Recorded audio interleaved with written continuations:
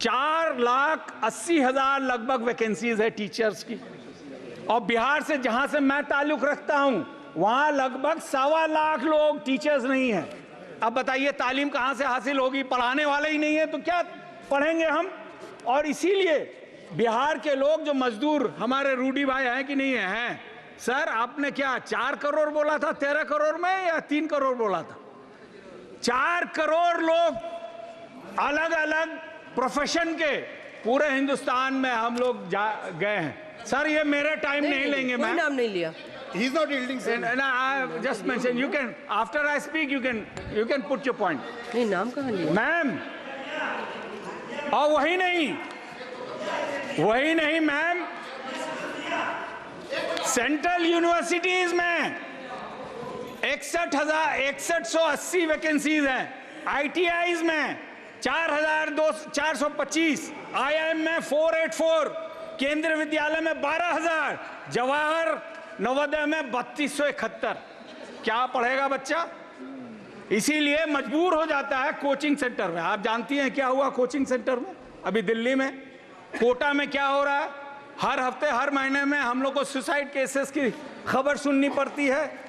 और सबसे अफसोस की बात यह है मैम, अभी हमारे यंग ऑनरेबल मेंबर बोल रहे थे कि मोदी सरकार ने बहुत कुछ किया। मैडम, सेंट्रल यूनिवर्सिटीज में 42% वैकेंसीज हैं, और ये किनकी हैं? ये OBCs की है, SC और ST की है। तो ये सरकार जो है ये हर मामले में ये टारगेट करती है माइनॉरिटीज को, OBC को, SC को और ST को। ये आंकड़े बता रहे हैं, ये मेरे आंकड़े नहीं हैं मैम।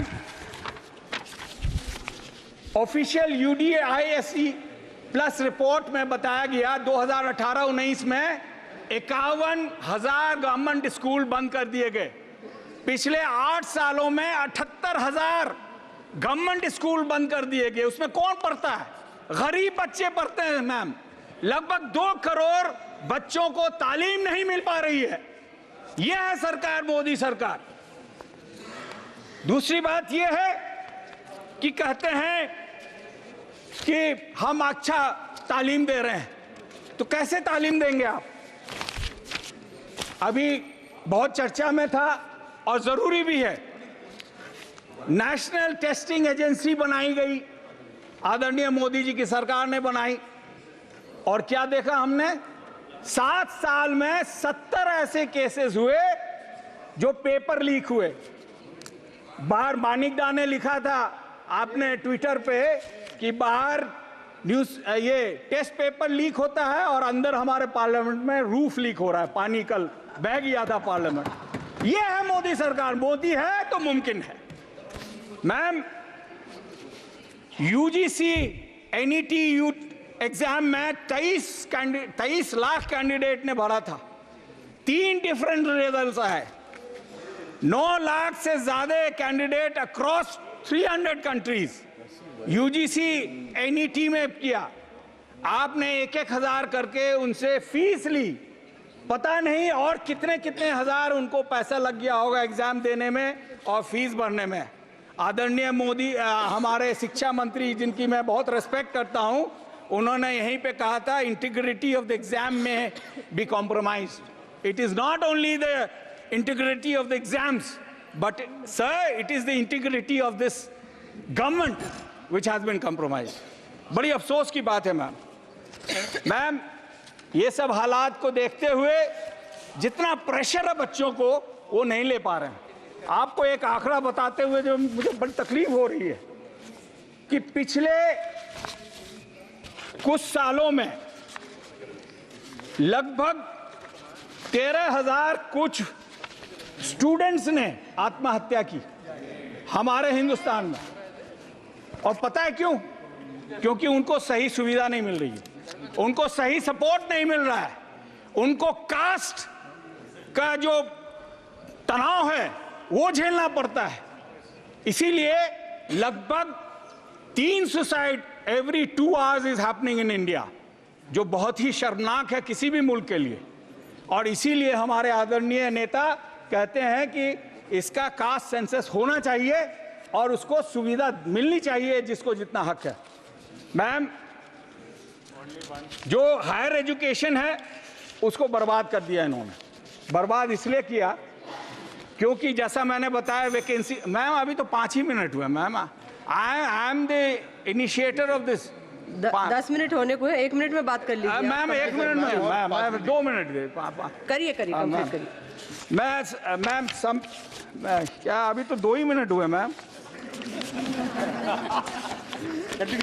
मैम जो हालत हो गई मैम, कर लीजिए कर लीजिए, आप अपनी बात कंप्लीट करिए। जी मैम 2 मिनट बस। जी मैम, जो हमारे बच्चे, जो स्थिति है यहाँ पे, लगभग 13.25 लाख बच्चे 2022 में हमारे बाहर पढ़ रहे थे और इनके पढ़ाई के खर्चे लगभग 60 to 70 billion dollars, that is between 5 and 6 lakh crore. और आपने हायर एजुकेशन में कितना दिया? 47 लाख करोड़, 47,000। तो 12 गुना से ज्यादा मैम हमारा पैसा बाहर जा रहा है। अगर वो हम यहां खर्च करते तो हमारे बच्चे नहीं जाते। और वही नहीं मैम, पिछले 3 सालों में सर, पिछले 3 सालों में लगभग 24,500 हमारे बच्चे वहां पे उनका देहांत हो गया, मर गए।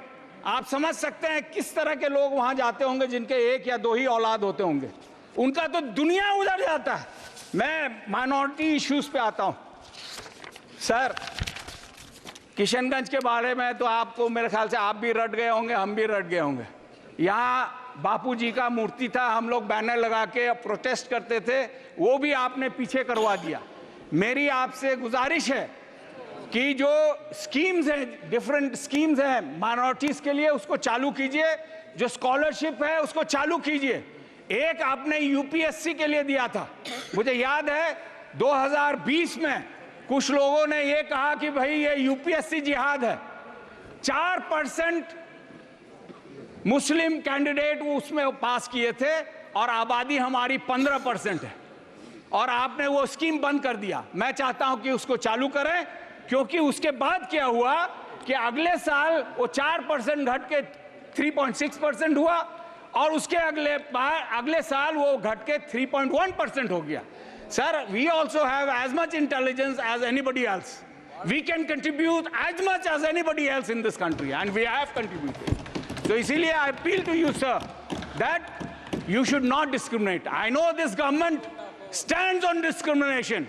It stands of anti-Muslim, anti-SC, anti-Dalit, anti-student, anti-poor sentiments जगा के ये राज कर रही है। अगर हम मुस्लिम ना होते आपके हिंदुस्तान में तो बीजेपी का तो खाता ही नहीं खुलता। पास में एक मुल्क है, उसका नाम लिए मैं बताना चाहता हूं sir, 1 last minute. Foreign students में 13.25 Please, wind up your speech. 13.2 lakhs study abroad. And in India, only 40,000 national are from outside come here. ये बांग्लादेश की बात बहुत करते हैं। बांग्लादेश का जीडीपी हमसे बेहतर है, और वही नहीं, हमारे यहाँ के बच्चे 9,500 वहाँ पढ़ते हैं और उनके सिर्फ 2,2600 बच्चे यहाँ पढ़ते हैं, और आप कहते हैं बांग्लादेश चले जाओ। तो मेरी गुजारिश है कि जो भी हमने मांगा है उस पर माननीय मंत्री जी गौर करें और मुल्क के एजुकेशन को बचाएं, बेहतर करें। आप मुगलों को नाम हटा देने से कुछ नहीं होने वाला है। मुगल 330 साल अगर रहे तो वो आपके हटाने से नहीं हटने वाले हैं। बहुत बहुत शुक्रिया। जय हिंद।